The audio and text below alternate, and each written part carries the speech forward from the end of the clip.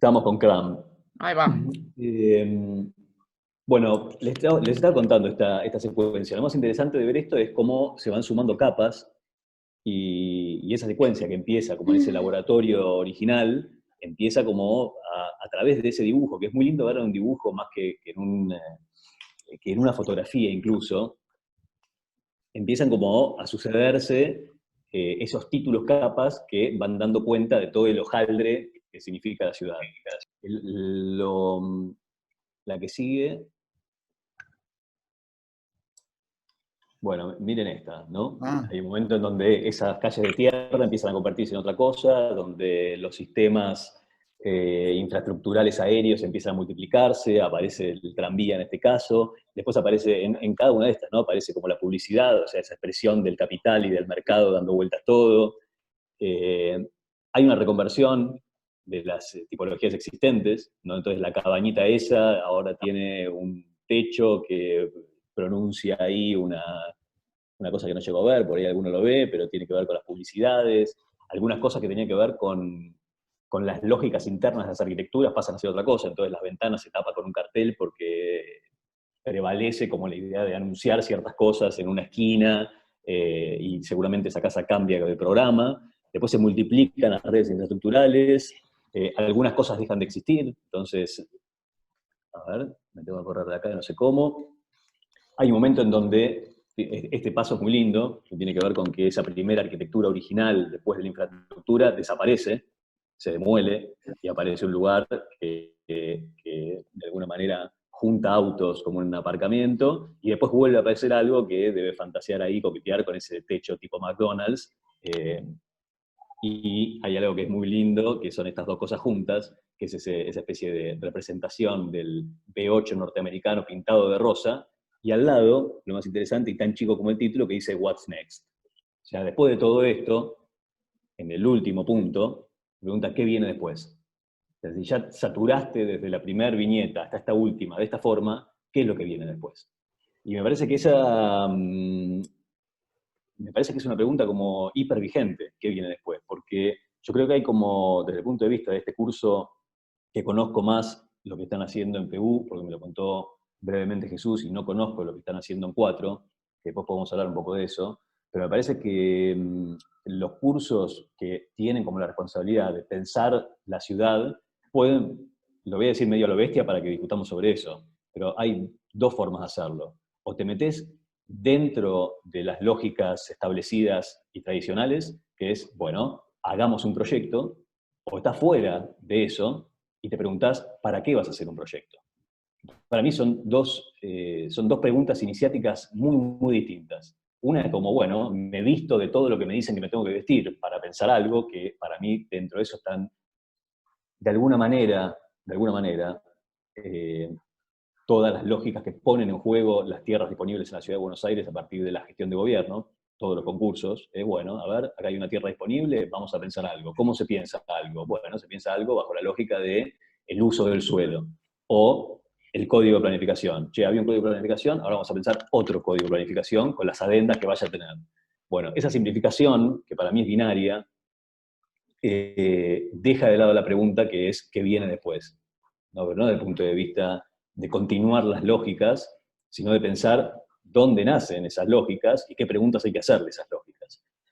Esta viñeta, décadas después, encuentra en el mismo Cram una respuesta, porque a esa pregunta, ¿a qué viene después?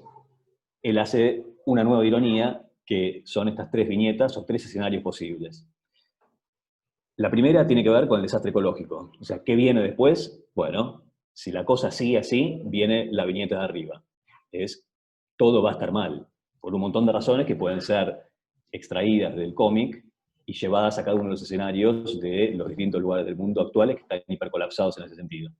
Después la otra la llama Fan Future, que es como, bueno, está bien, ¿qué queda de lado para que aparezca la posibilidad de este futuro casi, viste, como sesentoso de, ¿cómo se llamaba? Los supersónicos. Y después la otra que es la ecotopía, él lo llama la ecotopía, que es una vuelta a ver cómo se ecualizan todas esas capas frágiles que durante algunos de los paradigmas que surcaron la construcción de, por ejemplo, nuestra ciudad a través de los últimos 500 años, se fueron prendiendo o apagando o ecualizando distinto, ¿no? Como, por ejemplo, la ecología, que tiene que ver con el nombre del curso y el nombre que yo les quería proponer para esta charla. ¿Dónde están los gorriones? ¿Qué significa que estén los gorriones?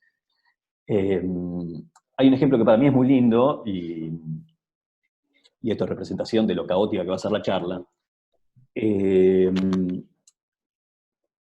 Una de las cosas más interesantes en cuanto a los corredores ecológicos de la Ciudad de Buenos Aires tiene que ver con el derecho fundacional de las vías del tren.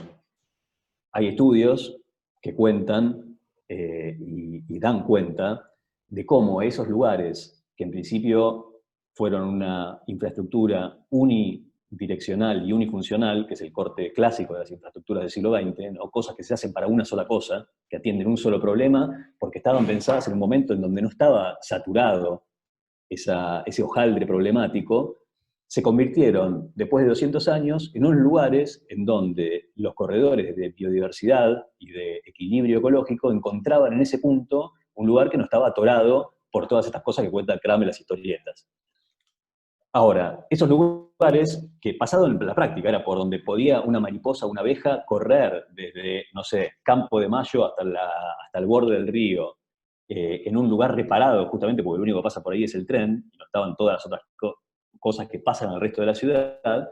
Cuando se levanta la vía de los viaductos, eso se corta. Ahora, el levantamiento de los viaductos tiene un montón de otras aplicaciones que son neofuncionales. Bueno, levanto las vías para que los autos puedan pasar y no tengan que esperar en la barrera. ¿Y qué pasa con todo lo demás? Porque el proyecto del levantamiento de las vías no tiene ninguna clase de mirada acerca de esas otras capas que en general están invisibilizadas porque son muy frágiles y son muy difíciles de ver si no estás prestando atención desde esta nueva, lo que para mí es una nueva cosmovisión de cómo entender cómo las cosas están en equilibrio. Y al final, esto ya lo sabe todo el mundo, ¿no? El proyecto, por ejemplo, del viaducto de San Martín, que es un proyecto antiquísimo y que tuvo durante el siglo XX algunos acercamientos a su construcción tipológica más interesantes aún, no dan ninguna cuenta de eso que tenía como potencial. Y está construida como una autopista en donde en vez de asfalto hay una vía de tren. Y ese corredor de biodiversidad que tiene 100 años de existencia under, porque al final es una existencia que nadie pensó, pero que sí existió, está cortada de un día para el otro por una decisión que es una vez más monofuncional. Entonces, en un momento en donde, y esto lo digo para agitar, la oportunidad es que todas las acciones infraestructurales de la ciudad sean multifuncionales, seguimos pensando de la misma manera que se pensaba, porque no estaban esos problemas hace 200 o 300 años. Y es medio una locura eso. Y así es como se construye la ciudad, y así es como aparece como este enjambre crítico que nos está pasando cuando estamos pensando las cosas, por ejemplo, desde el punto de vista del curso que está llevando Jesús adelante. Por lo poco que me contó, me parece que se para en ese punto también. Es por qué las cosas fueron de una manera y qué viene después.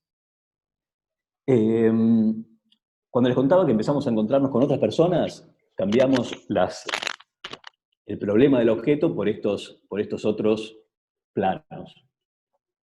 Entonces la ciudad no solamente era esa matriz muy fácil de entender y arrastrada a través de 500 años de historia, que estaba representada por estos otros planos, que les voy a mostrar, por ejemplo 1500. Esta es la abstracción de la visión europea sobre el territorio americano. Otro, Osores, la cuadrícula europea sobre el suelo seco y el parcelamiento de cara a un río. Y tengo más. Ese no, ese es un portaaviones. A ver, ¿dónde está?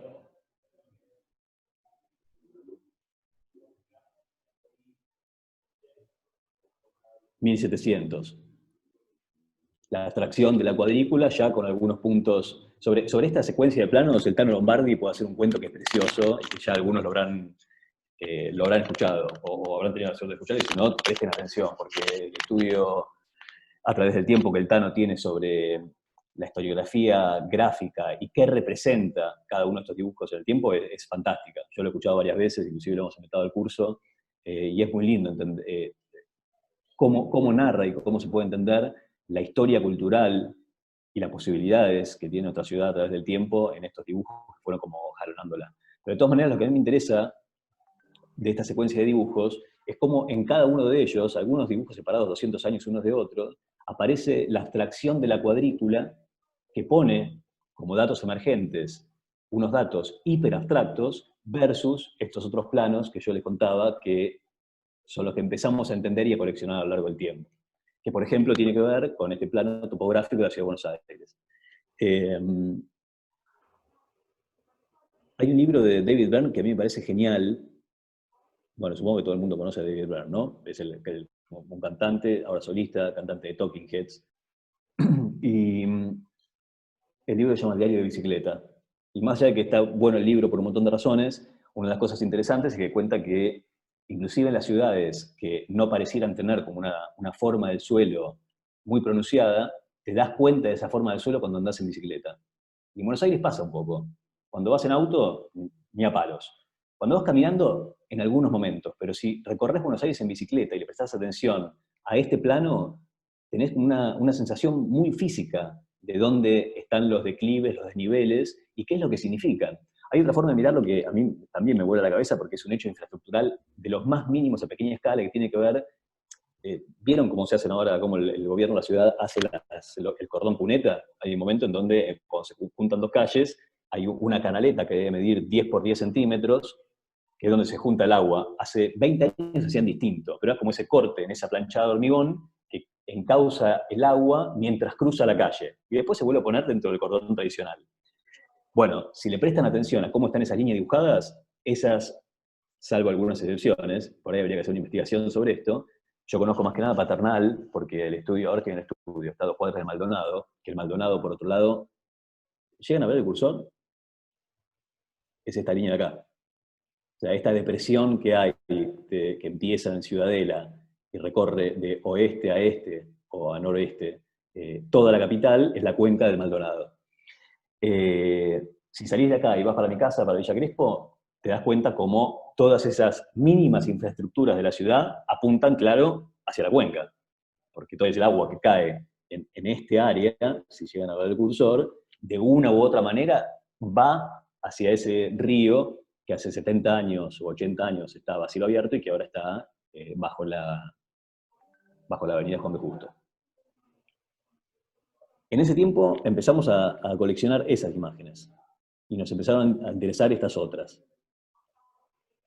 Y hay una carpeta dentro del servidor del estudio, que es un poco la que les estoy mostrando, está extraído ahí, en donde nos empezó a pasar que, a pesar de tener que hablar por momentos de proyectos hiper chiquitos, siempre nos referíamos a estas imágenes para ver cuál era la plataforma sobre la que se desarrollaba la cultura de ese proyecto.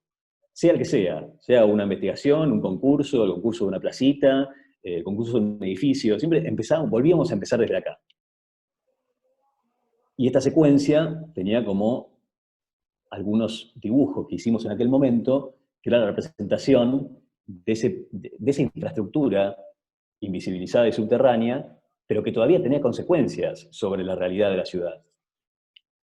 Este plano que lo hicimos en algún momento tenía, después de encontrarnos con...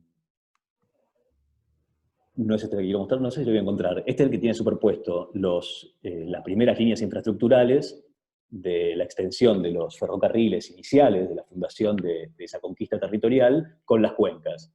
Y ahí es donde empezás a entender que estas líneas siempre estaban en el valle, no en el valle, sino en el alto, y que las cuencas empezaron a tener su función urbana después de ese desarrollo de la primera función infraestructural del ferrocarril. Había otro dibujo que se superpone a este, que tiene que ver con esa línea roja, que es la línea original de la costa del Río de la Plata.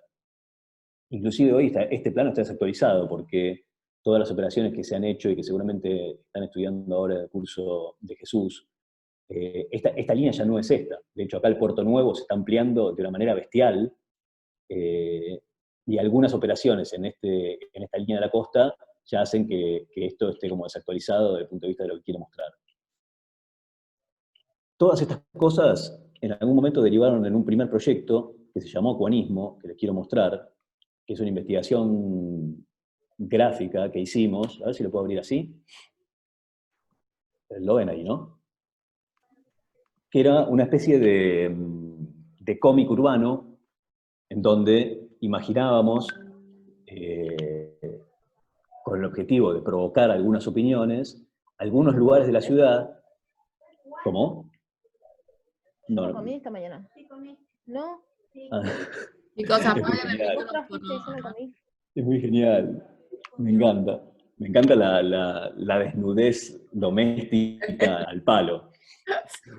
Eh, bueno, en ese momento, sin saber qué clase de proyecto queríamos desarrollar, encontramos en esta construcción imaginaria una forma de llevar como a las fronteras del posible proyecto esas cosas que veníamos acumulando, que nos hacían como preguntas que todavía eran medio difusas. Entonces, hicimos un trabajo con una amiga mexicana, donde sacamos estas fotos medio truchas en su momento sobre lo que era la planchada de hormigón convertida en Avenida Juan Justo. Hicimos este tipo de collage, que es como extraer ciertas imaginaciones de otros lugares para hacerle una pregunta a este lugar que no pretendía ser una pregunta operativa en el sentido, este es un proyecto para convertir el Maldonado, sacar la tapa y volverlo a su estado original, sino que era una pregunta crítica que ponía en agenda oportunidades todavía latentes. O sea, esto era como una especie de manifiesto que decía, che, ¿qué pasó con estos lugares?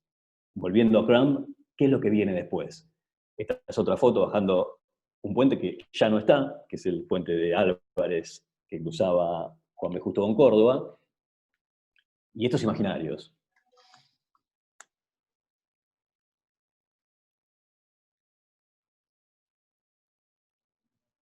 Bueno, esto que se llamó, en ese momento le pusimos acuanismo como una especie de chiste entre el urbanismo y el agua, daba cuenta de esta condición territorial que se había llevado durante 500 años a patadas con una visión en el sentido de que pregunta Trump de qué es lo que viene después. A mí hay algo que, ya lo hemos hablado, con quienes nos conocemos lo hemos hablado 1000 veces, porque a mí me parece que, una vez más, así como les contaba sobre la mínima infraestructura del cordón, que te cuenta de manera indirecta cuáles son las pendientes y cuál es ese urbanismo de subsuelo de nuestro territorio, hay algo que pasa en la FADU que a mí me vuela la cabeza, y por ahí algunos de los estudiantes dicen, pará, ya no es así, y volvemos a decir, pará. Entonces la crítica, por suerte, está desactualizada, que tiene que ver con el cajón hidrófugo. A mí el cajón hidrófugo me vuela el bocho mal.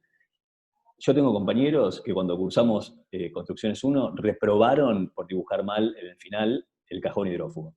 Ahora, el cajón hidrófugo, todo el mundo sabe que es el cajón hidrófugo, ¿no? Es cuando vos haces una construcción que está apoyada en el suelo, le haces con ese mortero impermeable una cosa que lo recubre para que la humedad que chupa del suelo no suba por las paredes. Yo vivo en una casa que es del año 1905, está llena de humedad las paredes, obviamente. No sé si le hacían cajón hidrófugo, si le hacían con aceite o qué, pero no funcionó. Y después están todas esas reparaciones en el tiempo, que es, dale, agujería la pared, metele aceite o no sé qué, una silicona. Para mí lo loco es que eso también, a otra escala, representa esa profunda contradicción en donde una tipología que es arquitectónica y es constructiva, porque tiene que ver con un hecho constructivo, se lleva con el medio donde se posa. Entonces, la tradición italiana o española de hacer paredes de mampuesta, la toscana, por ejemplo, es así como el plan de visión territorial a nivel constructivo, en el sentido de la mínima escala de un ladrillo sobre otro, de la tipología con la que se construye, posiciona un acto constructivo que es como una esponja en un suelo que le pertenece ni siquiera a un río, a un estuario, porque el río de la Plata nosotros lo llamamos río, pero no es un río, es un estuario, o sea, es otra cosa, ni siquiera es un río.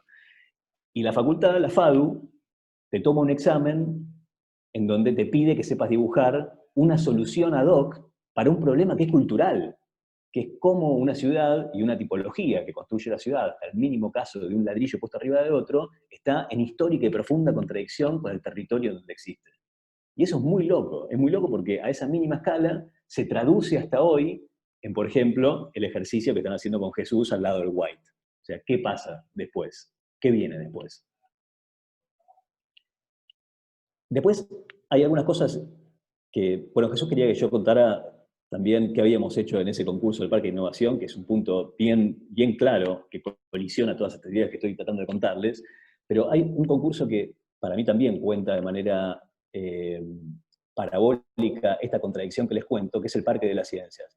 Los más grandes se deben acordar, el Parque de la Ciencia fue un parque, bueno, está al lado del edificio de Emilio, el edificio de Emilio, del centro de, ya no sé cómo se llama, pues se llama de muchas maneras, Ministerio de Tecnología, Ciencia y Polo Tecnología, científico-tecnológico. el Polo Científico-Tecnológico, entre donde está posicionado el edificio, que eran las antiguas bodegas de Giol, y la vía del tren, que corre paralela al arroyo Maldonado, que está debajo de la Juan B. Justo, tenía en ese momento un suelo vacante que se sometió a concurso público para hacer el Parque de las Ciencias.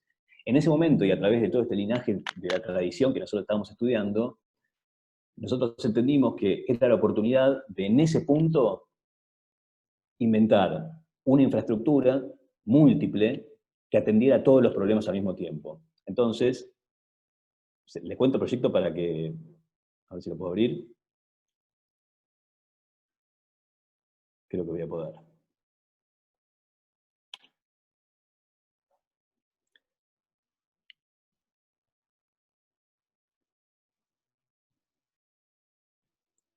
El programa estaba aplicado, bueno, un parque, con un edificio que tenía que aparecer y desaparecer, yo qué sé, un espacio público.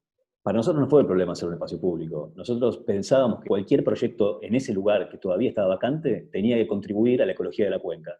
Ya no tener esa mirada que estaba propuesta en Acuanismo, que es la ironía de sacarle la tapa al río, sino que hay un proyecto posible en el equilibrio en el ecosistema de las cuencas urbanas que no está en esa acción de volver las cosas hacia atrás, sino en imaginar una posible proyectación de los espacios vacantes y lindantes y que puedan tener una contribución y viceversa, para poder opinar sobre ese equilibrio de la cuenca que aún existe. ¿Se acuerdan? Todos se deben acordar, hace 10 años Pacífico se inundaba 1,5 metros de agua cuando llovía. Cuando llovía mucho y había subestada y no estaban hechos los conductos aliviadores, tenías un gran lago en Pacífico que duraba varias cuadras de largo.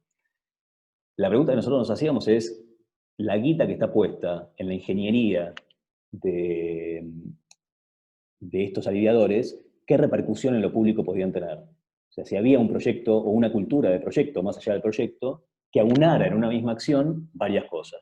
Y el proyecto, que desde el punto de vista específico, en el sentido técnico, puede tener un montón de pifies, era saber primero que la demanda de un proyecto en ese punto no podía ser pedida sin la problematización de la cuenca. Y desde el punto de vista del proyecto, la propuesta tenía que ver con hacer un parque de agua que pudiese funcionar como una máquina de agua ligada a la cuenca del Maldonado.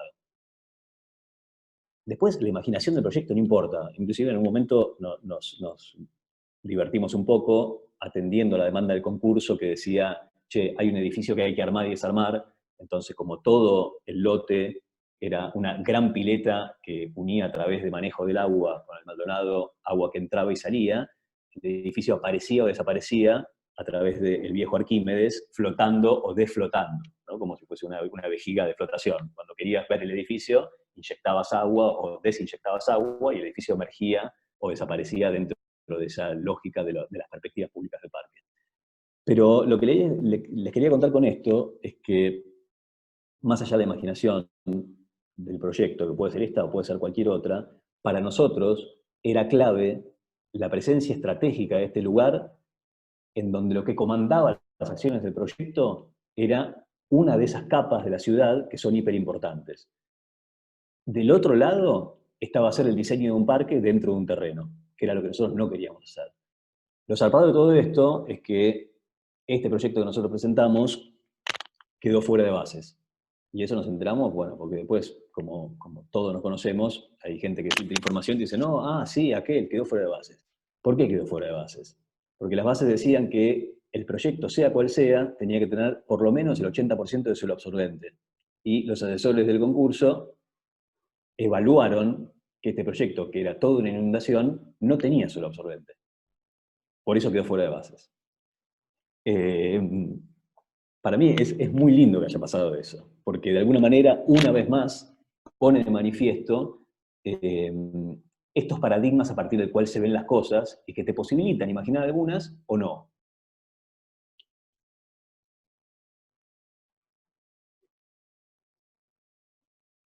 Entre paréntesis, mientras voy abriendo y cerrando, si alguno quiere como interrumpir o decir algo, abrir la charla, también creo que esta vez más lindo.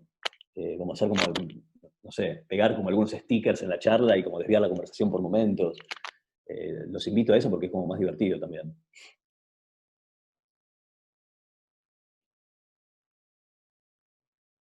Bueno, con esa misma lógica, hasta que me interrumpan, apareció la posibilidad del parque, que se llamó Parque de Innovación, que hasta donde me contó Jesús es el lugar donde están... Yo no creo que, por lo que entendí Jesús, no es que el proyecto está como de alguna manera cercado por el lote que estaba como sometido al concurso. Es como mucho más grande lo que están haciendo, ¿no? Nuestro espacio va de Arroyo a Arroyo, de White a Medrano y de Libertador a Río, si querés, como grandes límites. Entonces tenés no solo el proyecto del agua, tenés el proyecto del agua por todos lados, porque tenés el estuario, tenés obviamente los arroyos, tenés Ciudad Universitaria, nuestro Karma, tenés el transecto para cruzar de un lado a otro de la ciudad. Es buenísimo cuando pones la imagen aérea con todo el frente de la ciudad que viene, Sí. para ahí en Libertador y es como que empieza otro mundo que está No, formado por el es muy mundo que está zarpado ese antes lugar. de Lugones y el mundo que está como después de Lugones, que es como, ¿viste? Sí. Bueno. Bueno, sabés que esto que contás, por ahí, como para dar una historia más detrás de esta serie de concursos que hicimos, les quiero contar una sola imagen, que es un concurso que sucedió como el año 2008, que se llamó Concurso de Dársena Norte. Nosotros, bueno, imagínate, éramos como en un momento donde teníamos como menos miedo a hacer las cosas. Y en ese concurso de Dársena Norte, que les voy a mostrar solamente esta imagen, a ver, algo hice malo. Esto es Dársena Norte. Para pasarlo limpio muy rápido, el concurso decía, che, opinen sobre este lugar. Y lo que estaba detrás de esta convocatoria, para nosotros, era un intento más de darle una discusión sometida a la opinión de toda la cultura arquitectónica local a través de un concurso, que a veces los concursos sirven para eso, de darle visión y futuro urbano a uno de los terrenos más zarpados y seguramente el más caro de la Argentina, que es el de Santa Norte. Y el programa era como muy lábil. Decían, bueno, tiene que haber una cantidad de metros cuadrados, yo qué sé. Nosotros, en ese linaje que les contaba acerca de esa relación que tenía que dejar de ser binaria y tenía que empezar a ser ecosistémica en la posibilidad futura de nuestra ciudad, que es dónde termina el suelo seco y dónde empieza el territorio húmedo, la estrategia en este concurso fue la de la inundación. En un momento, y seguimos inundando cosas hasta hoy. En donde la lógica de poner edificios de una forma sobre el suelo estaba dejada de lado para empezar a entender cómo se podía trabajar con el territorio húmedo en relación nueva con el territorio seco y de hibridar estas dos cosas. Entonces la propuesta en ese sentido tuvo que ver con este dibujo, que era una especie de provocación al terreno Tandanor, que es hacerlo desaparecer, o sea, y darlo de nuevo, en sentido de los metros cuadrados disponibles, pero gestionados de otra forma. Entonces, la isla, el hotel de inmigrantes pasaba a ser una isla y había un punto focal desde el punto de vista de cómo usar el río en una dimensión mucho más grande, que a nosotros de alguna manera fue como, nos envalentonó bastante. En este concurso, uno de los jurados era el Pato Arrese, y se armó como bastante quilombo, porque así como en el concurso que les contaba antes, el jurado directamente no vio el proyecto porque los asesores lo dejaron de lado por no cumplir con lo que se suponía que era el suelo absorbente. En este concurso el Pato Arrese quería darnos el primer premio. Y se armó un quilombo bastante importante que nosotros en ese momento no supimos interpretar, porque éramos bastante jovencitos, pero inclusive estuvieron como metidos en el medio los comités de ética de las CA, y hubo como un quilombo público que nosotros no supimos entender en el momento. Y también creo que desde ese punto de vista, y haciendo un paréntesis, y esto lo digo porque me gustaría también saber la opinión de por ahí los más grandes sobre esto, yo creo que los concursos hace 10 o 15 años eran un lugar en donde las propuestas críticas de alguna manera podrían como correr los límites de las opiniones, y poder a partir de ahí como construir culturas que tengan un efecto mucho más grande en el tiempo. Yo creo que desde hace, no sé, 5, 6, 7, 8 años hasta acá, los concursos se volvieron como mucho más demandantes de la resolución de un problema que ya está masticado. Y en ese sentido, las oportunidades de poder opinar o de poder usar la herramienta del concurso como un corredor o un empujador de esos límites, creo que está un poco perdida. Que no quiere decir que no se vuelva a activar en otro momento, pero parece que estamos en un momento en donde, esto que les contaba, que es como los dos paradigmas, ¿no? O resolvés un proyecto y no te preguntás de dónde viene la demanda, o te preguntás cuál es la demanda y la necesidad de un proyecto. Estás parando en dos lugares absolutamente distintos. Y me parece que en ese momento nosotros, que hace, bueno, Hernán y Emilio y vos, Jesús, seguramente hace más años que nosotros, porque somos de una generación más, la que viene después de ustedes, nosotros creo que estamos haciendo como esa lectura, como en un momento los concursos nos sirvieron para pensar, y ahora nos está sirviendo menos para pensar. Como ya sabés que hay ciertas cosas que en un momento podían provocar algunas cosas que hoy ya no. ¿Qué decías, Hernán? Estuvo Alexis en ese comité de ética que mencionaba recién. Bueno, no sabía y me interesa un montón. Sí, ahora charlamos de eso. Claro, no, la verdad que está buenísimo, porque lo que les cuento es hasta ahí. Lo que sabemos es lo que nos contó el Pato. Después en ese momento también estaba... había alguien de historia también que se peleó mucho con el Pato. No me acuerdo quién era. Bueno, pero después me contás, hasta donde puedas contarme, Hernán. Bueno, el comité Bueno, lo que hacía era investigar si la... Uy, se corta, malísimo. te perdí, Hernán, no te escuché nada. El comité de ética, Alexis. Lo están censurando. Es público el tema, así que cuando lo ponemos en la mesa, así que si querés seguir, después lo abrimos. Bueno, les contaba, esta serie de proyectos, de los cuales podría contar algunos más, nos puso de nuevo en un concurso en donde pensamos que tenía como la oportunidad de opinar sobre estas cosas. Y me parece que lo más difícil del concurso, y por ahí me gustaría en ese sentido como preguntarles a Jesús y al equipo de docentes que esté con Jesús y a los estudiantes cómo lo están viendo, porque para nosotros fue, en relación a esto que les contaba, de ya en la práctica de hacer concursos, estar de frente a una crítica subjetiva, hasta dónde te habilitan los concursos, pensar si querés siempre discutir si estás dentro o fuera del concurso, porque siempre puedes aprovechar la oportunidad del concurso para hacer lo que se te cante. Ahora hay un momento en donde decís, bueno, ¿qué posibilidades reales hay de opinión en este concurso? Que en algún momento, este concurso lo hicimos con Bulla y con Polo Jaimes, era la discusión sobre la moneda dentro del plato o la moneda fuera del plato. O sea, querés hacer un proyecto que sea una investigación propia, personal, subjetiva, y que te importe poco lo que demás opinen, y simplemente lo usás como un ring que alguien propone para cagarte piñas con un personaje imaginario, o si existe la posibilidad de operar a través del proyecto críticamente para contribuir a esos corrimientos en los que vos creés y que podés como fundamentar por qué creés. Y para nosotros el punto importante fue saber que queríamos estar con la moneda en el borde del plato, ni dentro ni fuera, poder recuperar todas estas cosas que les contaba acerca de las nuevas visiones ecosistémicas de la ciudad. Para mí es interesante hablar de ecosistema versus naturaleza, porque la naturaleza es como una construcción que pone a la presencia del hombre constructor, que ve y domina y proyecta esa naturaleza. Entonces el ecosistema tiene como una connotación que es bien linda, que es que eso está cualizado de otra forma. No hay mucha diferencia en esa visión ideológica sobre las cosas entre la presencia de la urbanidad y la presencia de los gorriones, por ejemplo, ¿no? como representantes de todo lo otro.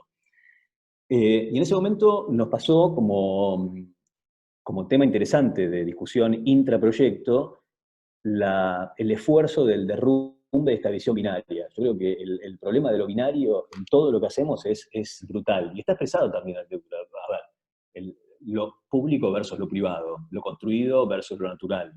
Yo creo que es como mucho más complejo que eso, o sea, no es binario. Y una representación de lo binario tenía que ver con este hartazgo que les muestro acá.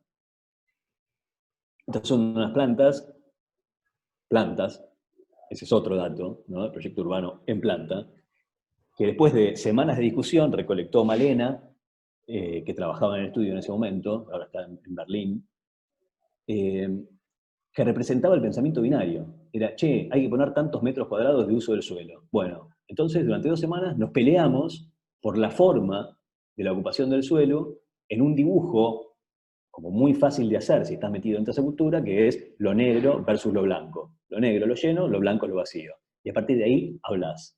Hubo un momento en que la recolección de todas estas posibilidades como que nos limó el bocho, en el sentido de que de este laberinto no se sale caminando. Es como un cambio de paradigma que tenés que hacer para empezar a hablar de otras cosas. Y ahí es cuando volvimos a recuperar todo lo que les contaba antes, que es, che, pará, no hablemos de blanco sobre negro. ¿Qué hay en el lugar? ¿Qué es lo que nos interesa de la opinión de este concurso? Y empezamos a trabajar sobre alguna serie de imágenes, que no las tengo diseccionadas, pero me parece que pueden servir. En vez de mirar lo público versus lo privado, empezamos a mirar este tipo de planos. Este es un plano que nos dio Aradas, que es un ingeniero hidráulico, que trabajó en varios planes para la Ciudad de Buenos Aires, que tiene algo muy lindo, que es ese plano que ven ahí arriba, que tiene la ciudad ya no dibujada a través de las infraestructuras que daban cuenta de esos primeros dibujos abstractos de la cuadrícula sobre el territorio, y después ordenados por los dibujos políticos que se convirtieron en geometría, donde ahí ves la General Paz, ves la Costa del Río, ves el Riachuelo. Inclusive este plano podría hacerse de manera mucho más linda, porque lo lindo de este plano es que los dibujos que más se ven son las fronteras de las cuencas. Entonces ahí ven la cuenca, si se acuerdan de ese plano que mostré antes, de la topografía de la ciudad, la cuenca grande es la de Maldonado, esta debe ser la de Medrano, la del Ugarteche anda por acá, y el White es una subcuenca que está metido dentro de esta, que cuando haces un zoom, es esta que aparece acá. Se ve la flecha, ¿no? Es una de las cuencas más chicas de la Ciudad de Buenos Aires, un arroyo que corre, si salen de Ciudad Universitaria para el norte lo ven por dónde está entubado, corresponde la línea con el cerco que te divide de ese club, que no sé cuál es, pero anda por acá. Es por acá, ¿no? Sí. Es esta línea.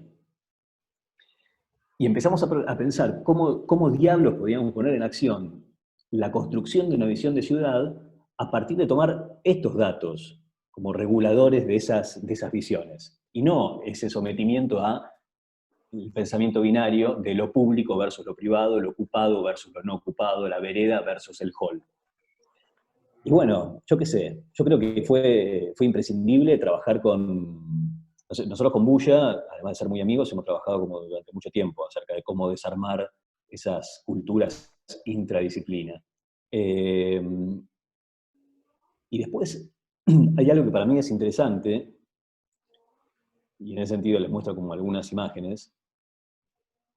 Esta de abajo daba cuenta de esa idea motora del proyecto, donde toda acción tenía como algún germen de eso que habíamos hecho en Dársena Norte, que era como arrastrar esa cultura del agua ciudad adentro, y arrastrar ciertas cosas de la ciudad agua adentro, ¿no? Como hacer si la cultura de la ciudad siempre fue como mover la línea en esta idea binaria otra vez, de hasta dónde llega el suelo seco y hasta dónde corre el río, de entenderlo perpendicularmente, ¿no? Ya no es una línea que divide una cosa seca de una húmeda, sino que es una hibridación, porque existen en todo el perímetro de nuestra frontera con el Río de la Plata, ese lugar en donde todo proyecto debía dar cuenta de una posible hibridación si es que te interesa esta visión ecosistémica de la ciudad.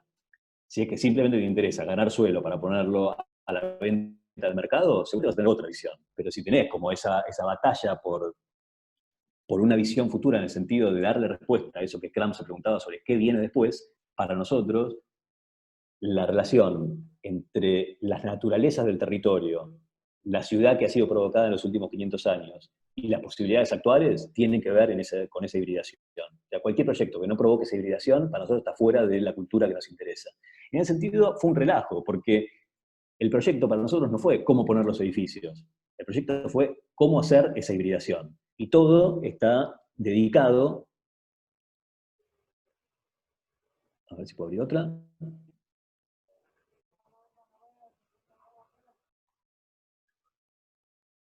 a esto que les contaba. Entonces, las escalas de los proyectos, por más chicos que sean, cuáles son los elementos que pone en juego, cómo equilibra y desarma esta idea de lo binario, es el único interés que motivó cualquier acción de diseño en ese punto. Después, si tenías que hacer un edificio de una forma o de otra para que se adaptara y pudiese como contribuir a esa imaginación general, bueno, la hacías con la libertad de saber que había una razón mayor para direccionar como todas esas acciones del proyecto, que no son solamente las acciones de forma urbana en sentido tradicional, de la forma de lo construido en la ciudad, que, bueno, yo qué sé, es como un... Los franceses han hecho un montón acerca de eso, porque tienen como una cultura de la ciudad que también está basada en eso, ¿no? La forma urbana, el diseño, la morfología urbana. Para nosotros dejó de tener sentido eso acá. Entonces las cosas se iban adaptando a esa visión ecosistémica, daba cuenta de lo que pedía el concurso, en el sentido que le contaba antes, que es estar con la moneda al borde del plato, ni afuera del plato, ni en el medio del plato. Y después los lugares que más nos interesaban eran, a ver si aparece acá, eran estos. Y estas dos láminas de abajo, que son la misma perspectiva, con el arroyo White abierto y con un diseño de parque, podría haber sido ese o cualquier otro, daba cuenta de cómo existe la posibilidad de discutir urbanidades densas al lado de presencias recuperadas ecosistémicas. Y ese es el proyecto. Después hay ciertas cosas que, no sé, nos interesaba como inclusive ridiculizar, ¿no? Como las arquitecturas que aparecían eran como, bueno, ¿qué importa el edificio? O sea, creo que estuvimos a punto de poner un edificio afrancesado, como en uno de estos renders, ya no la arquitectura moderna que todo el mundo, viste, ni le da pelota. Bancátela, poné acá en este render un edificio como el Gran Burg que está ahí a la vuelta, o no sé cómo se llama. ¿Por qué no? No nos animamos. Ahora que estoy un poquito más grande, digo, no, tendríamos que haberlo hecho. Lo interesante de este concurso es que este proyecto quedó seleccionado, creo que ganamos una mención o algo así, pero tenía como una lógica de ir a presentar al gobierno de la ciudad. El concurso lo ganó Tito Varas. En un proyecto yo a Tito lo quiero y lo respeto un montón, pero a mí el proyecto de Varas no me gusta nada. No me gusta nada porque me parece que como a nivel urbano, lo mismo que les contaba al principio acerca de la analogía entre una maqueta genérica de diseño 3 y un templete griego. O sea, si eso era la representación del problema del objeto, el proyecto de Tito para mí es la representación de la autonomía de un cacho de urbanidad, que no produce ninguna clase de sinergia en todos estos niveles que a mí me interesan, y que por ahí a Tito no. Volviendo a esto, en realidad no sé si quiero volver a esto. Por ahí es el momento de hacer una pausa y decir, bueno, pará, ya he presentado un montón de temas, ahora abrámoslos. Me parece que es mejor, ¿no? Vale, me parece bien. Me gustaría que abriéramos el micrófono un poco todos, la verdad. Nosotros los grandes, pero está bueno que hablemos todos. Así que el tema nos involucra.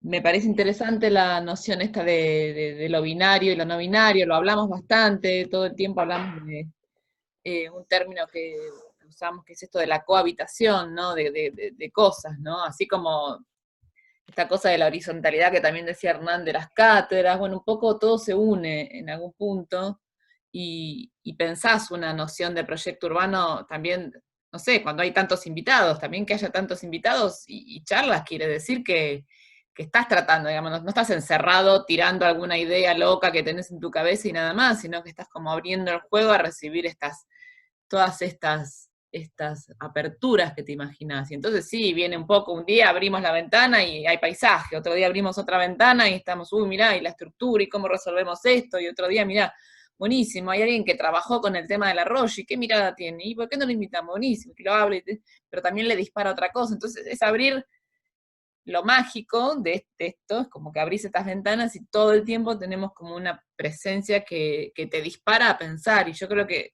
sin duda, y sobre todo en el último año de la carrera, ¿no? Porque ya estamos casi todos, somos familia de lo mismo, estamos grandes, es interesante reflexionar más que tirar la varita mágica de lo que hay que hacer.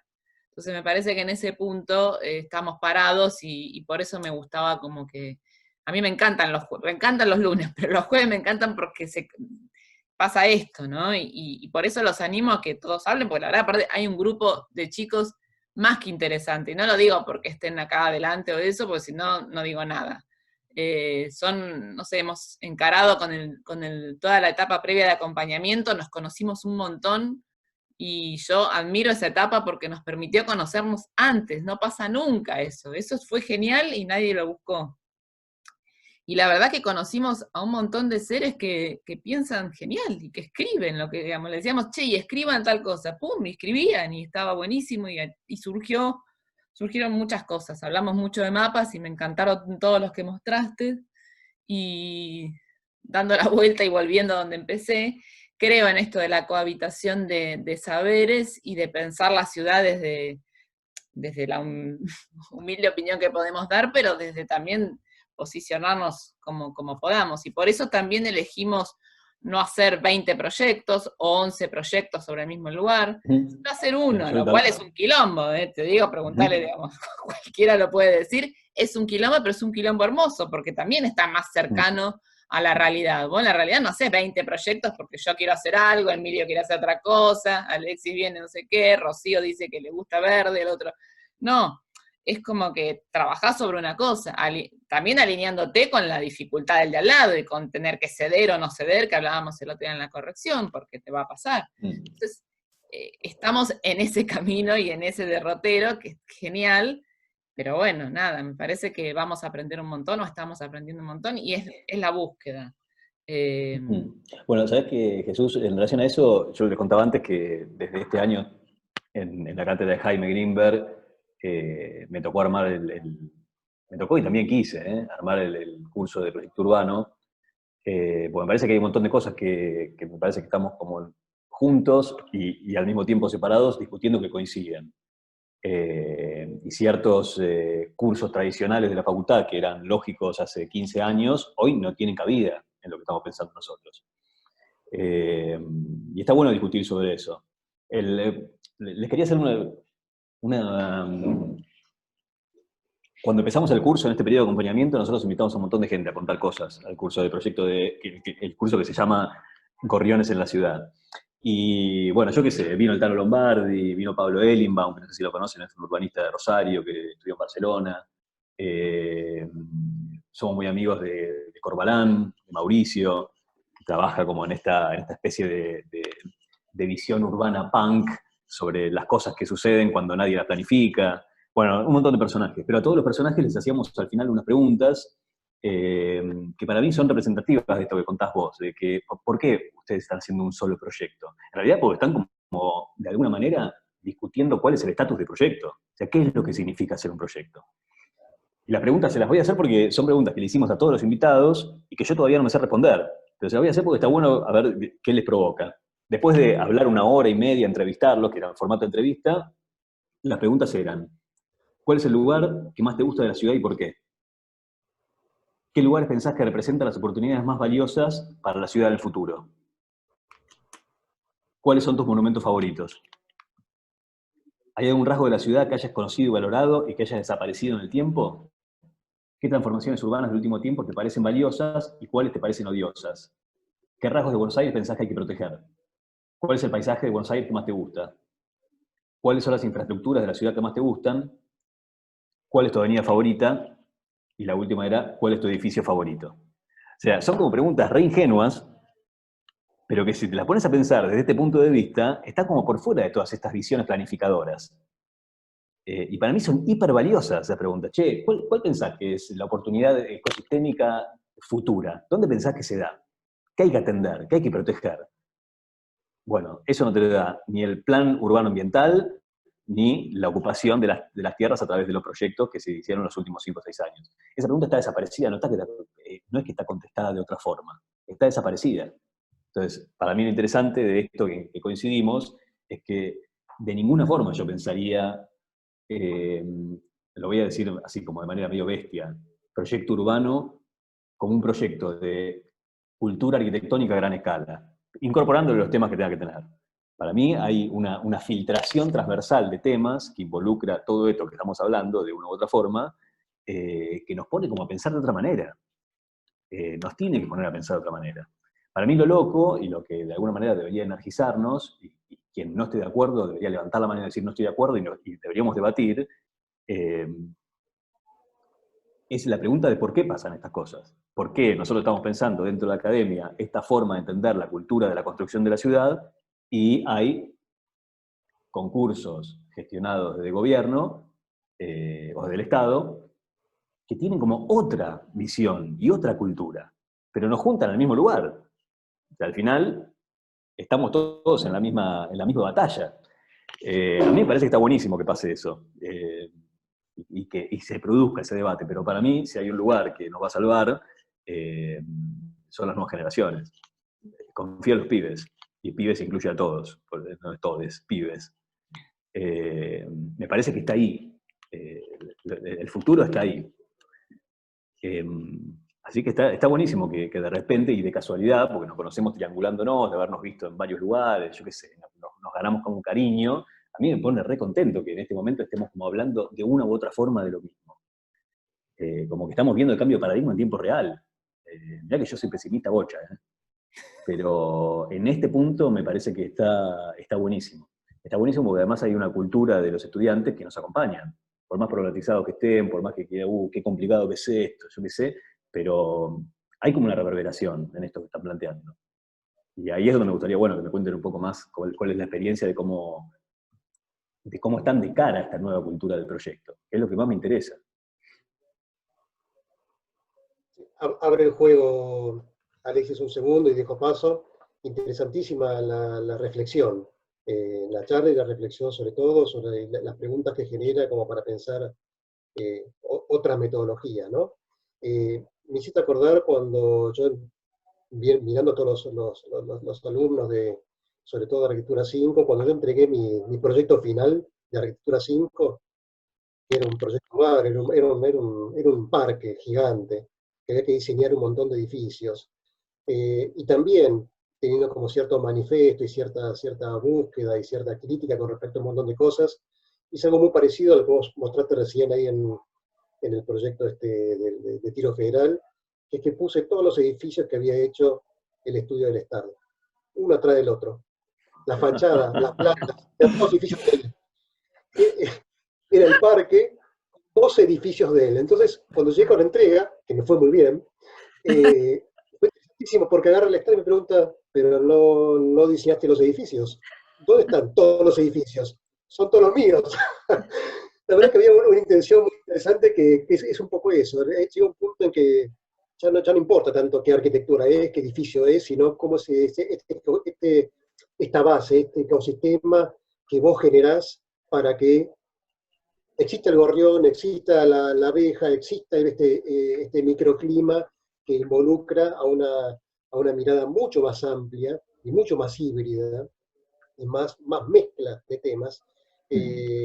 Vos hablabas mucho acerca del concepto del manifiesto, ¿no? Para aquellos que vieron esta serie del Yuna Bomber, que descubren quién es el tipo cuando analizan y logran traducir lo que el manifiesto mostraba, y muchas de las obras que ustedes desarrollan hablan de este manifiesto, y entiendo que siempre hace mención a que la armonía está en el plato, ¿no? Está justo en el borde. Si los que vieron la película Match Point de Woody Allen también entienden qué pasa, porque es un poquito que te hace ganar el concurso y un poquito lo que te hace quedar afuera de bases. Y es interesante. Me acuerdo cuando tuve la oportunidad de que Koolhaas me autografiara el Small, Medium, Large, Extra Large cuando salió, esto fue en el 96. Biblia. Sí, que lo agarré en Harvard y yo estaba, bueno, la lanzaba. Entonces voy a la cola, metro todo, entonces agarro y le pregunto, bueno, ¿y de acá adentro qué edificio? ¿Dónde voy? Y agarro y me dice algo así como, bueno, fíjate la biblioteca. Cuando miro la biblioteca, que era el segundo premio de París, algo interesante que habla en los diálogos, es que en un momento se pregunta el equipo, ¿queremos ganar este concurso o no? ¿No? Y abre el juego. vamos a ganar, queremos hacer un edificio que gane o queremos un edificio que cuente otras cosas sin importarle en realidad el resultado. Y es un poco lo que vos decís, porque por otro lado tenemos una presión fuerte del mercado que te pide un montón de cosas, te tensiona el concurso de otras cosas. Es interesante porque esta charla la estamos grabando y por ahí uno dice cosas que no debería, pero celebro que hayas venido primero que Tito, porque Tito viene ahora dentro de 15 días. Y en realidad la lógica hubiera sido al revés, que Tito venga primero, y en realidad no es tan necesario invitar a otros, obviamente al segundo premio a ustedes, porque en realidad hay un solo ganador, pero cuando hay una mirada cuestionada, porque habla de cosas que a uno le interesan menos, como modelo de ciudad y como apuesta al futuro, y como sistema de producción que involucra tantas cosas que no son tenidas en cuenta hoy, es interesante que estés justo acá hoy ayudándonos a pensar en las dimensiones de este proyecto, ¿no? Y no estamos yendo al resultado concreto que fue el proyecto ganador. Vuelvo a la pregunta tuya, ¿no? Una es resolver el proyecto y la otra es pensar, bueno, ¿para qué? ¿Por qué hago lo que hago? ¿Cuál es el sentido de las cosas? Sí, absolutamente. Y después, bueno, en cada oportunidad tendrás la chance de ecualizarlas de manera distinta también.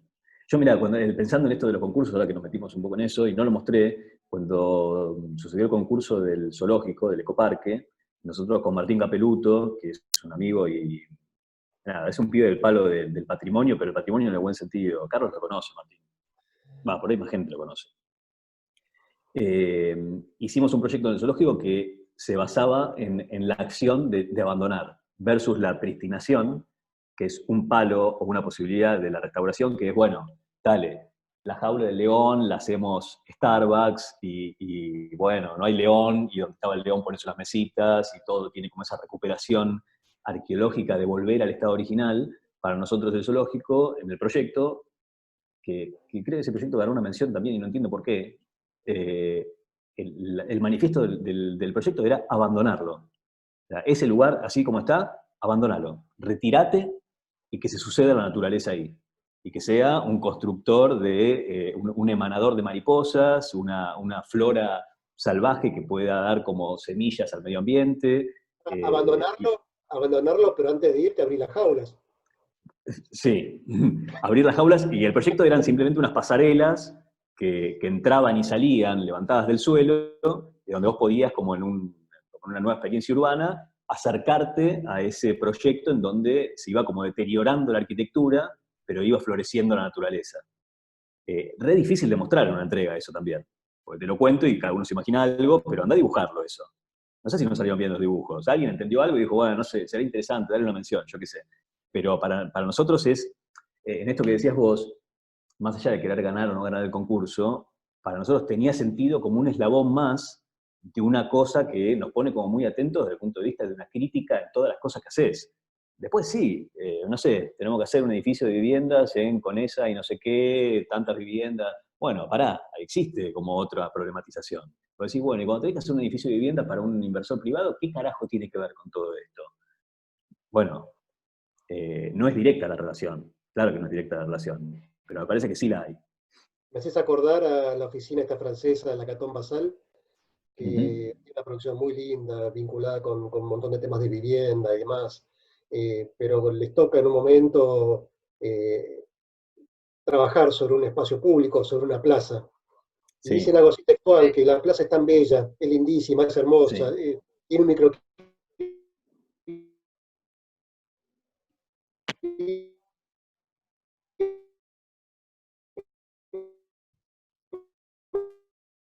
Lo perdimos, Hernán, ¿no? Está ahí, Está, está queriendo, está queriendo. Da muy bien, y hemos decidido no hacer... ¿Te escucho? Hola, hola. se rompió todo. Se te cortaba un poquito. Bueno. Estabas como Max Headroom. ¿Se acuerdan de Max Headroom? ¿Ahora sí se escucha? Ahora sí. Bueno, y los Lacatón lo que hacen es retirarse, porque sienten que en realidad no, es tanta la tentación de transformar y de hacer, que deciden no hacer nada.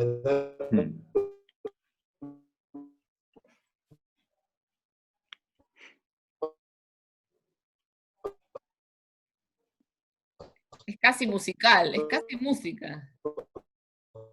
Sí.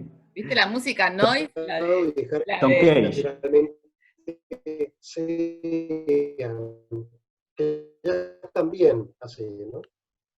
Se rompió todo lo que contaste, Hernán. sí, se cortó, se entrecortó, conocemos el Se caso. entrecortó. Sí. Yo lo conozco, por eso pude reconstruir a partir de lo poco que se escuchaba lo que quería contar. Pero, ¿me escuchás ahora vos, a mí? Sí, ahora perfecto. Ok. Eh, no, a mí lo que me parece interesante de lo que contás, y que es algo que nosotros venimos como conversando un montón en el estudio y fuera del estudio, es como esa representación pública que tiene como nuestra profesión a lo largo del tiempo. Yo creo que en algunos momentos de la historia el arquitecto estaba como representado, como los memes del perro grande y del perro chico, ¿viste? El perro grande, que es el que estaba, ¿viste?, vestido con toga y dice, con una plomada y una piedra, te calculé la cúpula de Brunelleschi y ahora la voy a construir. Y después el perro chico que dice, uy, pinté un paso de cebra para que la gente se apropie de la esquina. Si bien es como un chiste, hay otro que es muy bueno, que es, che, ahora me voy a pintar la Capilla Sixtina por los próximos 4 años. Y el perro chiquito que dice, uy, se nos cerró el Photoshop y no guardé los cambios. Eh, bueno, esa representación popular de la disciplina eh, tiene como su correlato con la problematización emergente. Me parece que hay momentos en donde nuestra profesión tuvo la necesidad y la oportunidad de provocar esas grandes transformaciones. Y hay otros momentos en donde la superposición de transformaciones te dan un escenario en donde por ahí nuestra disciplina tiene que aprender a no hacer, no hacer. Pero viste que el arquitecto queda como medio en pelota si no hace. Es como, no estoy haciendo. Yo creo que en algún momento la disciplina de arquitectura va a estar como dedicada a demoler o a destruir, no a construir. Eh, Entiéndanlo en términos como, primero poéticos lo que digo, ¿eh? Pero digo, hay planes para poblar. En algún momento vamos a tener que pensar planes para despoblar, no para poblar. Entonces hay ciertas como manifestaciones tradicionales de mucha inercia que hay veces que te encuentras con un mundo que cambia de repente y el tren de la disciplina se lo lleva puesto. ¿Cómo? Si los arquitectos siempre hacemos lo mismo. Yo hago lo mismo que un griego. Pienso columnas, pienso proporciones.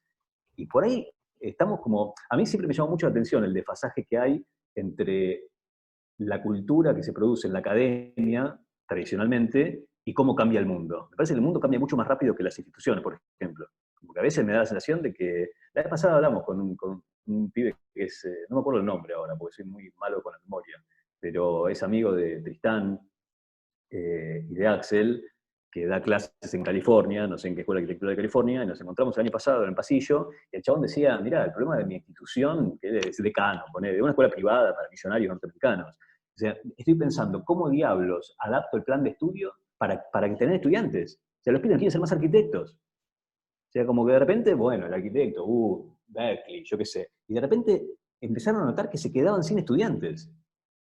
Entonces decía, bueno, ¿en qué se tiene que transformar la institución para darle lugar a esa pulsión cultural? Es muy loco eso, pero me parece que hay que atenderlo. Emilio, levanta la mano. Emilio, dale. Todos mudos, acá nadie. Alexis es una máquina. La verdad que me hizo pensar en otras varias cosas. Una cosa que me acordé que les digo el dato para que lo busquen, que me hizo pensar Alexis, es una carta que le escribió Amancio Williams a su hermano de por qué tenía, Mario se llamaba el hermano, por qué tenía que hacerse una casa moderna. Y le hizo un proyecto de la casa y le explica por qué tiene que hacerse una casa moderna. Y le hace la explicación y el problema de la casa, porque él le decía, yo te puedo resolver una casa con todos tus problemas, te lo puedo hacer, pero vos tenés que hacerte esta que yo te estoy diciendo, porque esto es mucho más trascendental, porque además de resolver tus problemas de los dormitorios, le va a mostrar cómo es la arquitectura a todos los jóvenes que me están mirando a mí, más o menos así. Les digo que vale la pena, porque para él la lucha era mucho mayor, era otra. No era resolverle la casa al hermano, que es Amancio, es el de la casa del puente, y el terreno era el mismo, era un terreno más grande que estaba ahí al lado o enfrente, y la casa esta nunca se la hizo, el hermano no se hizo la casa con Amancio. Pero para Amancio el problema era disciplinar, era mucho mayor que resolver una casa. Y Amancio fue un gran pensador, que era ingeniero, arquitecto, aviador, incomprendido en su época. Digamos, la tecnología no estaba al alcance de sus ideas, digamos. Mucha gente lo retomó después, Amancio, y construyó lo que el tipo dijo 30 años después, porque tiene que ver por ahí con esto. Yo también pensaba recién en oficinas de arquitectura en el mundo, que durante mucho tiempo, pero Koolhaas durante mucho tiempo pensó y enseñó y escribió y después produjo. O tiene una oficina que es OMA y otra que es AMO. Aparentemente OMA hace, pero AMO piensa. Y no es la única en el mundo, qué sé yo. Eisenson acá hizo lo mismo, hizo ASN en otra escala y otra cosa, pero tiene una oficina que es Noise, que hacen concursos y piensan, y tiene otra oficina que es Eisenson, que hace edificios.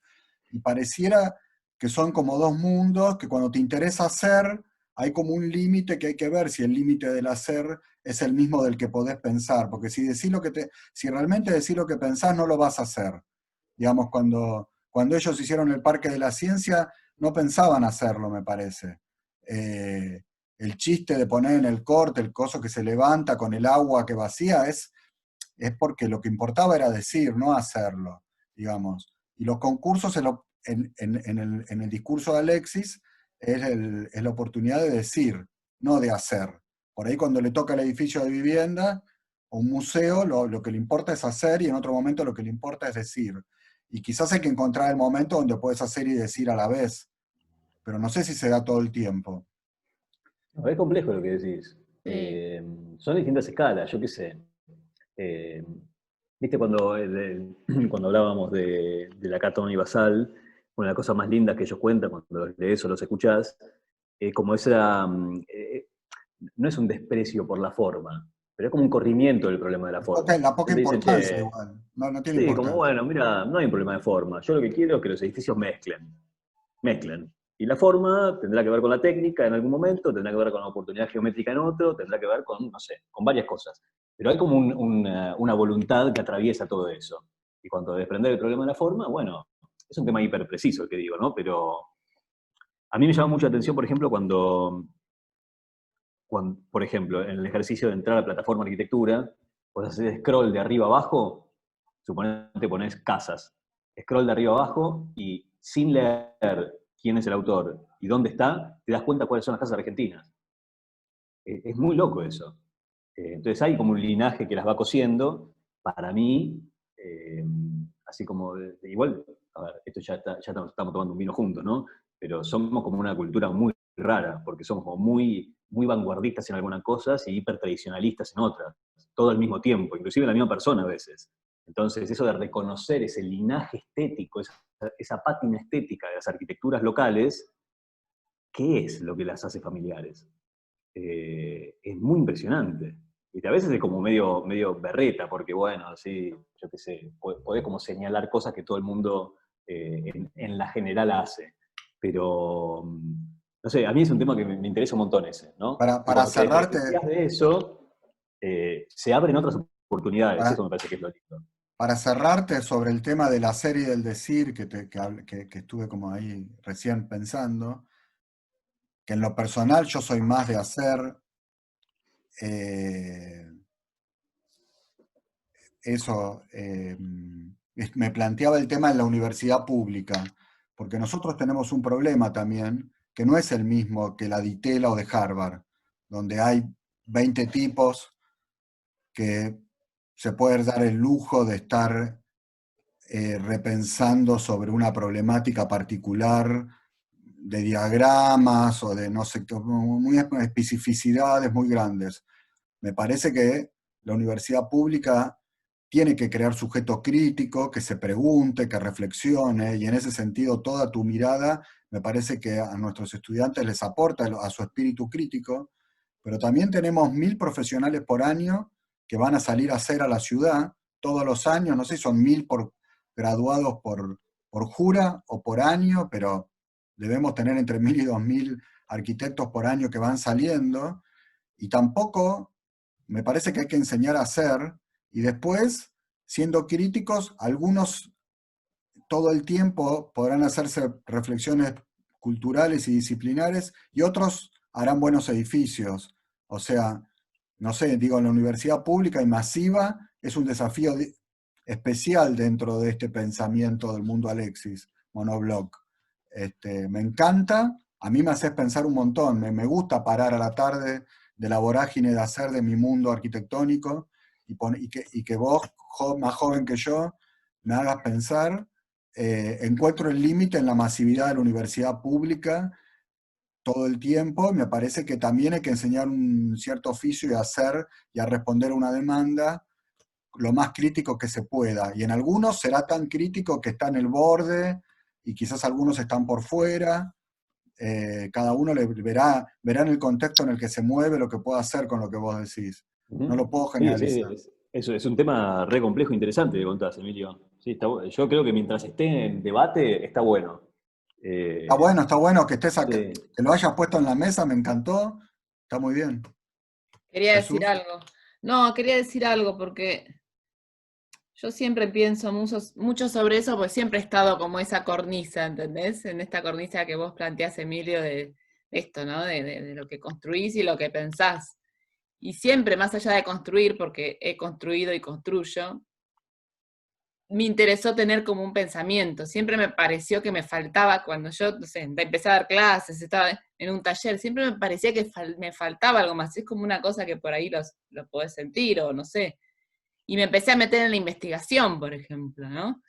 Y era un momento todavía en el que, si vos dabas clases, no investigabas, porque estaba mal visto. O sea, había como una cosa de que no. Es más, casi me quedo afuera del taller por investigar, porque pensaban que investigaba, y si yo investigaba no tenía por qué dar clases. O sea, eso es real, no, me ¿Viste pasó. alguna obra de Pancho Liernur, vos? No, pero ¿por qué lo llevas a un extremo? Me parece que en esta mirada de nuevo No, de lo porque era el binario, exponente. Una vez vi una, casi lo me binario. muero. Pero para mí es de nuevo lo binario, ¿entendés? Entonces me parece que es investigás, no investigás, construís. Creo que lo argentino te permite esta cosa híbrida, esta cosa que por ahí nos quejamos de que somos medio una mezcla, de que no somos nada.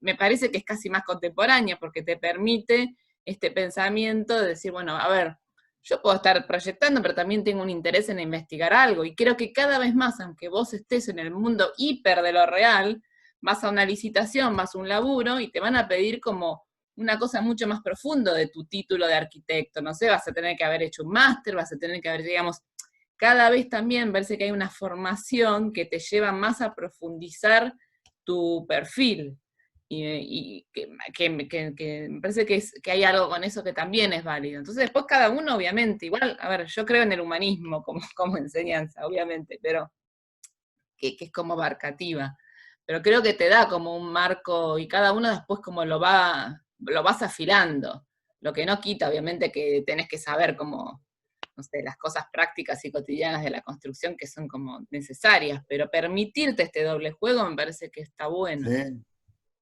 totalmente, sí, sí.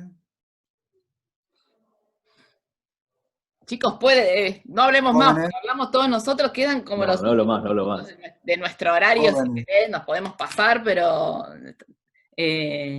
quisiera 2, 3 preguntas de ustedes, No, no llames preguntas, decir reflexiones. bueno, A reflexiones, sí, Alexis vos le preguntás y cómo te lo habla ven, media hora. cómo lo ven ustedes, porque es súper interesante también.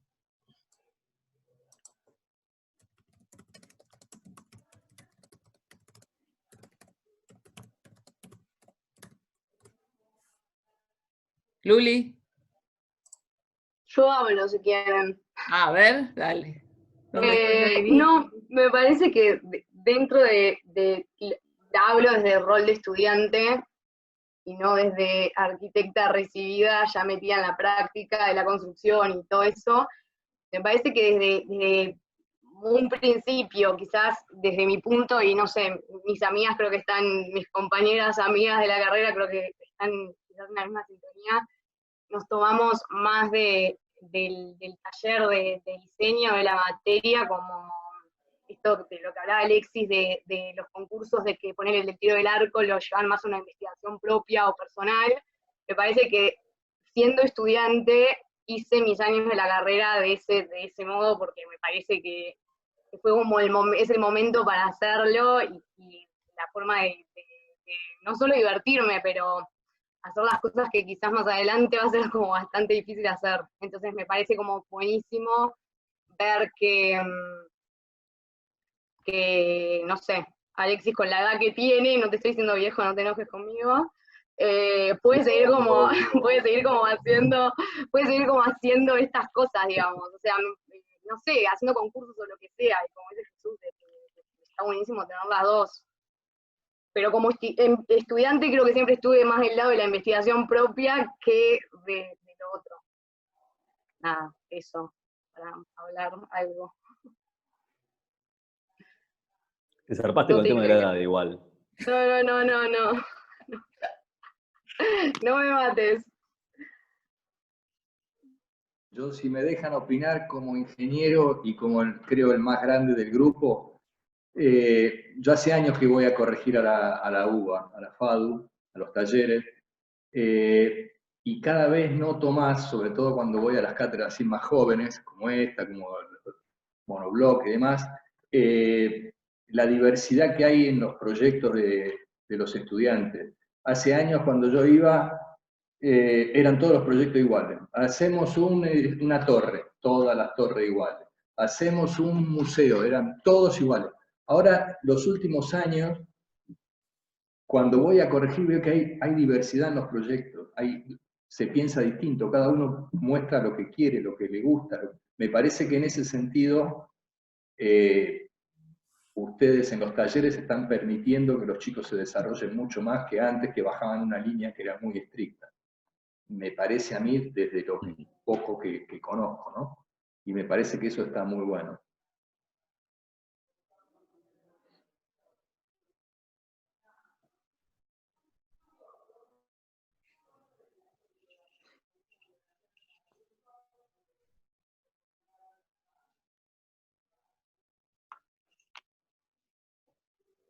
Voy a mirar la otra pantalla porque hay más gente. Sí, yo también voy a mirar la otra, a ver, acá. No, hay uno más. Están como muy negra la otra, está toda apagada acá. Sí, está Joana Suárez, está sola en la otra pantalla, y Marcelo apareció ahora. Ah, no, y Lucas también. Ahí está. Igual lo interesante es que la pantalla que cada uno ve no es igual a la del otro. No, claro. Eso también es rico, ¿no? Que no todos vemos lo mismo. Mira, no sabía eso. ¿Y cuál es la lógica? ¿Alguno sabe? A mí la mía me pone a Hernán Maldonado en el medio, no sé por qué lo centra como en el medio de los cuadraditos. No, a mí me pone Alejandro Romano en el medio. Claro, ¿ves? No sé cuál es la lógica. Yo estoy arriba a la izquierda. Al lado de Alexis, estás al lado mío. Claro, pero para mí no. No, para todos es distinto, parece. ¿Cuál será el algoritmo, la cosa? No sé, pero es lo primero que voy a googlear cuando terminemos nuestra reunión. Estamos conectados de las 2 de la tarde, escúchenme una cosa. Sí, ya Veamos si alguno tiene... se quiere ir. Ya estamos bien, son las 6. Sí, ya son las 6. Charla intensa.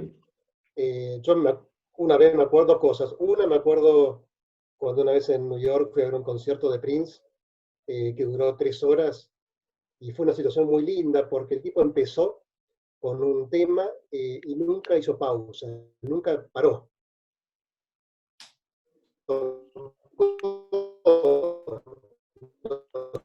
32 temas de esas casi 3 horas sin parar. Desde las 2 de la tarde, ¿no? Y ya siendo las 6, una manera como muy linda de profundizar juntos esta como nueva dimensión. Y lo otro que me di cuenta mientras charlábamos, que intentaba imaginar un poco este detalle constructivo, que no sé si sé resolver bien el cajón hidrófugo, la barreta. Pero bueno, tendré que aprender de algunos libros de construcción. Me hiciste acordar con lo del concierto, que debe ser una cultura local, no sé, pero hay como una cosa de resistencia absoluta acá, que te podés quedar 3 horas, 4 horas, todo el día en la facultad, no sé, es como que si estás como metido en un tema, te quedás. Hace 2 años estuve con un intercambio de docentes en Suecia, y nada, y estaban los alumnos que fueron de acá, estaba yo, y nada, trabajando sin parar, y llegaban las 4 y los suecos decían, no, fika time, se iban al café y no había manera. Y tampoco lo de trabajar el fin de semana, como que había como lógicas como muy distintas de trabajo, donde, nada, también te das cuenta de esta inercia que tenemos acá como hiperproductiva y no parar y de seguir siempre como Un atado a las aviso, ideas. les ¿Mm? pasé en el chat. Yo estoy en Moderna Buenos Aires en el Consejo Profesional y una vez le hicimos a Monobloc en una serie que se llama Mirador. En realidad también le hicimos a Hernán, o sea que la serie Mirador se las recomiendo a todos y la web Moderna Buenos Aires también, de paso, ¿no? Mando el aviso, pero ahí que están todos los estudiantes. Pero hay una serie que se llama Mirador donde le preguntamos, elijan un lugar de Buenos Aires, como contaba Alexis antes, que le gustaría que lo filmen, y háblenle a la comunidad, a la gente en un video, de por qué eligen ese lugar y qué relación hay con la arquitectura. Y Hernán habló en la terraza de ATC, bueno, de Canal 7, que era un proyecto interesante de Solsona y equipo, donde se mezcla el espacio público con el edificio, digamos. No se sabe si es un espacio público o un edificio, la continuación de Palermo y qué sé yo, y sobre eso hizo su alocución. Todos los videos de Mirador son muy interesantes, también están los chicos de BAG, un montón de amigos y mucha gente joven. Y cuando le preguntamos, yo lo llamé a Alexis, creo que Alexis no aparece porque no le gusta mucho la cámara, no estoy seguro, creo que aparecen los socios, pero ellos fueron a la desembocadura que está, no sé si es White o la que justamente se referían hoy, Medrano, Medrano. la que se referían hoy en la charla, que está en las afueras de la ciudad universitaria, y empezaron a hablar de los arroyos y los filmamos ahí en la desembocadura, y aparecen las imágenes de la Juan B. Justo inundada, y así que les puse arriba el videíto de Monobloc, no les puse el de Hernán, pero lo pueden buscar en el mismo lugar, que está bueno, y después en los textos de Moderna Buenos Aires, que no les puedo mandar el link al de Amancio, pero busquen textos y denle scroll a la pantalla hasta encontrar la carta de Amancio que está y se la descargan, y van a ver lo que les decía Amancio Williams a su hermano de por qué hacerse una casa, que también tiene que ver con lo que yo comenté antes, con lo que para Amancio era mucho más importante su discurso disciplinar, y lo que él a partir de esa obra les decía a todos, que la obra en sí misma, digamos, es como, Curuchet no vivió nunca en la casa Curuchet,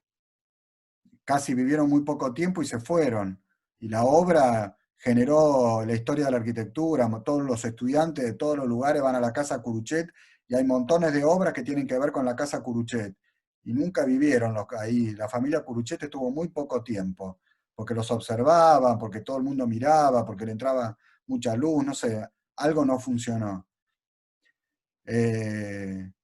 Y hay historias con las fanwars similares, o sea que muchas obras que fueron hechas como obras para ser habitadas tampoco fueron habitadas, pero la obra misma irradió la historia de la arquitectura y inspiró a montones de otros arquitectos a pensar a partir de eso, que me parece una faceta también linda para ir cerrando lo que me inspiró Alexis.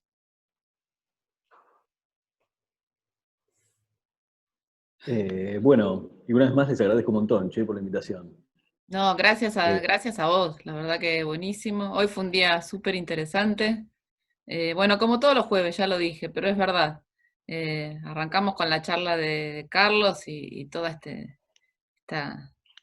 esta invocación al puente desde tiempos, desde más atrás hasta acá, pero en una lectura que te hace pensar el porqué de las cosas, un poco lo que vos también decías en la charla, ¿no? Y vos con toda tu historia, me encantaron las historietas esas que se refieren al paisaje, ¿no? Y esta cosa de empezar a pensar por qué hacemos lo que hacemos, qué estamos buscando, qué estamos pensando, qué queremos contar, etc. Y que es un trabajo entre todos también. Eso me rescato como la lectura de todo lo que... Hay un montón, o sea, la verdad que se me ocurren un montón de cosas para seguir hablando, pero ya estamos como medio